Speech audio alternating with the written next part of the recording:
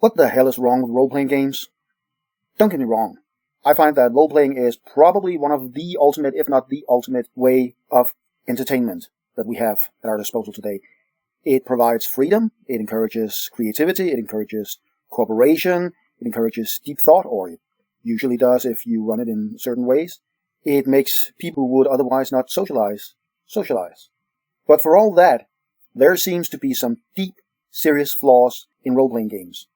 And I would like to address that, and I would like to address it by trying to solve them.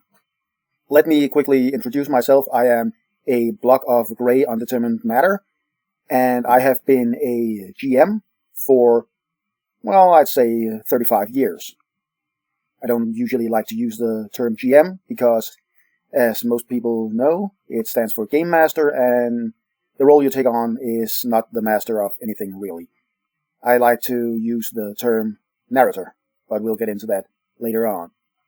What I really want to focus on here is making a role-playing game is not that difficult.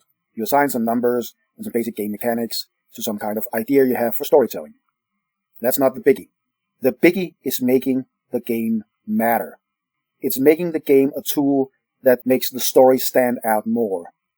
And sadly, most role-playing games do not do this. Some have a gimmick. The best-known gimmick is probably the insanity from Call of Cthulhu, whereas you face more and more horrific elder gods and deep dark knowledge, you accumulate insanity, or you lose sanity, until you go insane. But even that is very simplistic. There are very few games that manage to draw out any of the deeper immersive context of the stories they're telling. And that to me is a problem. I'll get into a lot more of this later. For now, I'm just here to say hello. I'm a gray blob.